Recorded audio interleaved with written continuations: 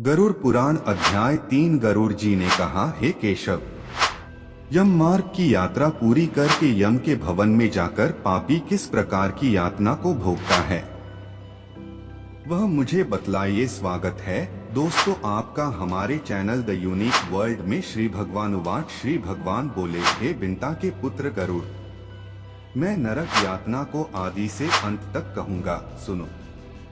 मेरे द्वारा नरक का वर्णन किए जाने पर उसे सुनने मात्र से ही तुम कांप उठोगे।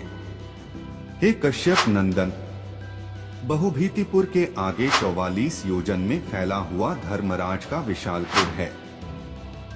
हाहाकार से परिपूर्ण उस पुर को देखकर पापी क्रंदन करने लगता है। उसके क्रंदन को सुनकर यमपुर में विचरण करने वाले यम के गण प्रतिहार द्वारपाल के पास जाकर उस पापी के विषय में बताते हैं। धर्मराज के द्वार पर सर्वदा धर्मध्वज नामक प्रतिहार द्वारपाल स्थित रहता है। वह द्वारपाल जाकर चित्रगुप्त से उस प्राणी के शुभ और अशुभ कर्म को बताता है। उसके बाद चित्रगुप्त भी उसके विषय में धर्मराज से निवेदन करते हैं, हे ताक्ष, जो नास्तिक और महापापी प्राणी हैं, उन सभी के विषय में धर्मराज यथार्थ रूप से भली भांति जानते हैं। तो भी वे चित्रगुप्त से उन प्राणियों के पाप के विषय में पूछते हैं और सर्वज्ञ चित्रगुप्त भी श्रवणों से पूछते हैं। श्रवण ब्रह्मा के पुत्र हैं। वे स्वर्ग, पृथ्वी तथा पाताल में विचरण करने वाले तथा दूर से ही सुन एवं जान लेने वाले हैं। उनके नेत्र सुदूर के दृश्यों को भी देख लेने वाले हैं। श्रवणी नाम की उनकी पृथक पृथक पत्नियां भी उसी प्रकार के स्वरूप वाली हैं, अर्थात श्रवणों के समान ही हैं। वे स्त्रियों की सभी प्रकार की चेष्टाओं को तत्वत जानती हैं। मनुष्य छिपकर अथवा प्रत्यक्ष रूप से जो कुछ करता और कहता है, वह सब मनुष्य के मानसिक, वाचिक और कायिक सभी प्रकार के शुभ और अशुभ कर्मों को ठीक ठीक जानते हैं। मनुष्य और देवताओं के अधिकारी वे श्रवण और श्रवणिया सत्यवादी हैं। उनके पास सी शक्ति है जिसके बल पर वे मनुष्यकृत कर्मों को बतलाते हैं। व्रत, दान और सत्य वचन से जो मनुष्य उन्हें प्रसन्न करता है, उसके प्रति वे सौम्य तथा स्वर्ग और मोक्ष प्रदान करने वाले हो जाते हैं। वे सत्यवादी श्रवण पापियों के पाप कर्मों को जानकर धर्मराज के सम्मुख यथावत कह देने के कारण पापियों के लिए दुखदायी हो जाते हैं। सूर्य, चंद्रमा, वायु, अग्नि, आकाश, भूमि, जल, हृदय, यम, दिन रात, दोनों संध्याएं और धर्म, ये सभी मनुष्य के वृत्तांत को जानते हैं। धर्मराज, चित्रगुप्त, श्रवण और सूर्य आदि मनुष्य के शरीर में स्थित सभी पाप और पुण्यों को पूर्णतया देखते हैं। इस प्रकार पापियों के पाप के विषय में सुनिश्चित जानकारी प्राप्त करके यम उन्हें बुलाकर अपना अत्यंत भयंकर रूप दिखाते हैं। दोस्तों वीडियो को लाइक करके सेव कर ले और कमेंट में ओम भगवते वासुदेवाय नमः जरूर लिखे, आपके भाग खुल जाएंगे। आगे वे पापी यम के से भयंकर रूप को देखते हैं, जो हाथ में दंड लिए हुए, बहुत बड़ी काया वाले, भैंसे के ऊपर संस्थित, प्रलयकालीन मेघ के समान आवाज वाले, काजल के पर्वत के समान, बिजली की प्रभाव वाले, आयुधों के कारण भयंकर, 32 भुजाओं वाले, 3 योजन के लंबे चौड़े विस्तार वाले, बावली के समान गोल नेत्र वाले, बड़ी बड़ी दाढ़ों के कारण भयंकर मुख वाले, लाल लाल आँखों वाले और लंबी नाक वाले हैं। मृत्यु और ज्वर आदि से संयुक्त होने के कारण चित्रगुप्त भी भयावह हैं। यम के समान भयानक सभी दूत उनके समीप पापियों को डराने के लिए गरजते रहते हैं। उन चित्रगुप्त को देखकर भयभीत होकर पापी हाहाकार करने लगता है। दान न करने वाला वह पापात्मा कांपता है और बार बार विलाप करता है। तब चित्रगुप्त यम की आज्ञा से क्रंदन करते हुए और अपने पाप कर्मों के विषय में सोचते हुए उन सभी प्राणियों से कहते हैं, अरे पापियों, दुराचारियों, अहंकार से दूषितों, तुम अविवेकियों ने क्यों पाप कमाया है? काम से, क्रोध से तथा पापियों की संगति से जो पाप तुमने किया है वह दुख देने वाला है।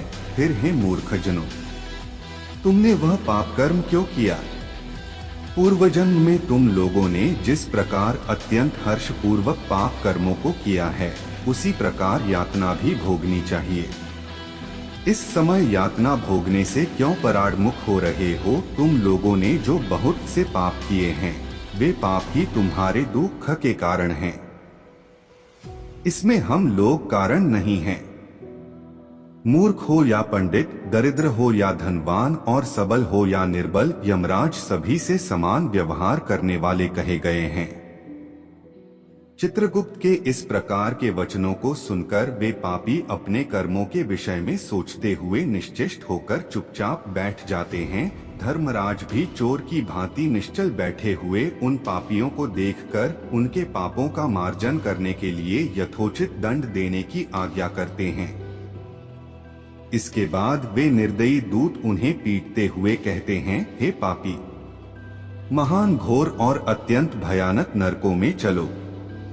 यम के आज्ञाकारी प्रचंड और चंडक आदि नाम वाले दूत एक पाश से उन्हें बांधकर नरक की ओर ले जाते हैं। वहां जलती हुई अग्नि के समान प्रभा वाला एक विशाल वृक्ष है, जो 5 योजन में फैला हुआ है तथा 1 योजन ऊंचा है। उस वृक्ष में नीचे मुख करके उसे सांकलों से बांधकर वे दूत पीटते हैं। वहां जलते हुए वे रोते हैं, पर वहां उनका कोई रक्षक नहीं होता।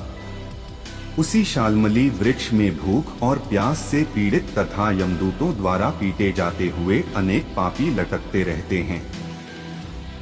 वे आश्रय विहीन पापी अंजलि बांधकर, हे यमदूतों, मेरे अपराध को क्षमा कर दो, सा उन दूतों से निवेदन करते हैं। बार बार लोहे की लाठियों, मुदगरों, भालों और बर्छियों, गदाओं और मूसलों से उन दूतों के द्वारा वे अत्यधिक मारे जाते हैं। मारने से जब वे चेष्टारहित और मूर्छित हो जाते हैं, तब उन निश्चेष्ट पापियों को देखकर यम के दूत कहते हैं, अरे दुराचारियों, पापियों, तुम लोगों ने दुराचरण क्यों किया? सुलभ होने वाले भी जल और अन्न का दान कभी क्यों नहीं दिया? तुम लोगों ने आधा ग्रास भी कभी किसी को नहीं दिया और न ही कुत्ते तथा कौए के लिए बलि ही दी। अतिथि को नमस्कार नहीं किया और पितरों का तर्पण नहीं किया। यमराज तथा चित्रगुप्त का उत्तम ध्यान भी नहीं किया और उनके मंत्रों का जप नहीं किया, जिससे तुम्हें यह यातना नहीं होती। कभी कोई तीर्थ यात्रा नहीं की, देवताओं की पूजा भी नहीं की। गृहस्थाश्रम में रहते हुए भी तुमने हंतकार नहीं निकाला, संतों की सेवा की नहीं, इसलिए अब स्वयं किए गए पाप का फल भोगो। चूंकि तुम धर्महीन हो, इसलिए तुम्हें बहुत अधिक पीटा जा रहा है। भगवान हरि ही ईश्वर है, वे ही अपराधियों को क्षमा करने में समर्थ हैं। हम तो उन्हीं की आज्ञा से अपराधियों को दंड देने वाले हैं।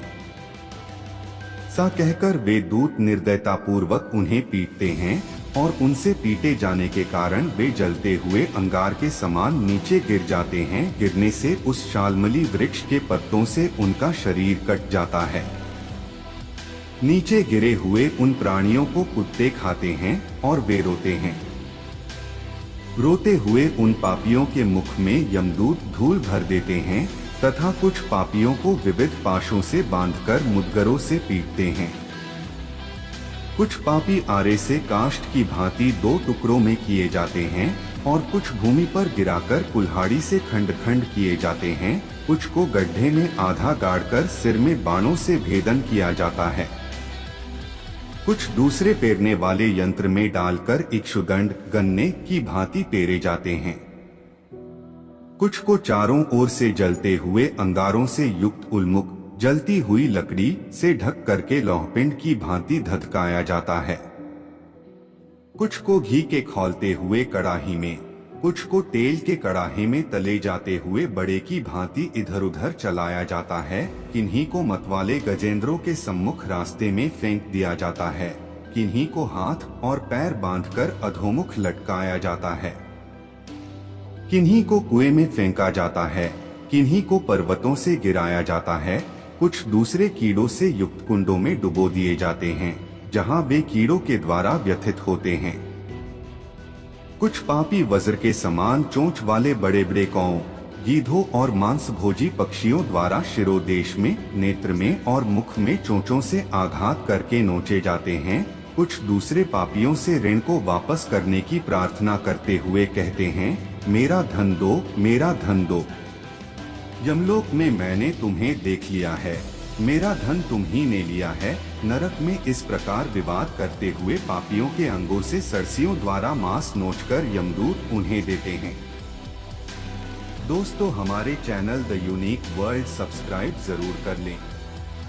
इस प्रकार उन पापियों को समय प्रताड़ित करके यम की आज्ञा से यमदूत खींचकर तामिस्त्र आदि घोर नरकों में फेंक देते हैं। उस वृक्ष के समीप में ही बहुत दुख खून से परिपूर्ण नरक है, जिनमें प्राप्त होने वाले महान दुख खून का वर्णन वाणी से नहीं किया जा सकता। हे आकाशचारिन गरुड़, नरकों की संख्या 84 लाख है।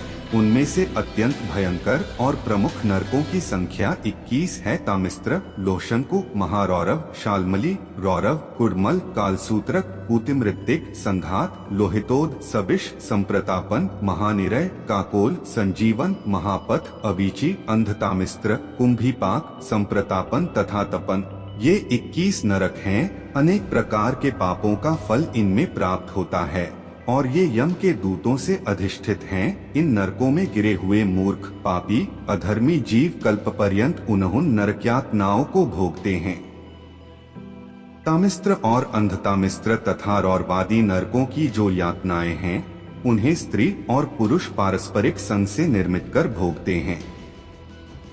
इस प्रकार कुटुंब का भरण पोषण करने वाला अथवा केवल अपना पेट भरने वाला भी यहाँ कुटुंब और शरीर दोनों को छोड़कर मृत्यु के अनंतर इस प्रकार का फल भोगता है।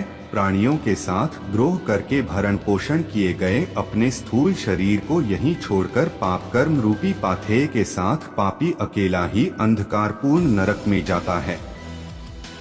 जिसका द्रव्य चोरी चला गया है, से व्यक्ति की भांति पापी पुरुष दैव से प्राप्त अधर्म पूर्वक कुटुंब पोषण के फल को नरक में आतुर होकर भोगता है।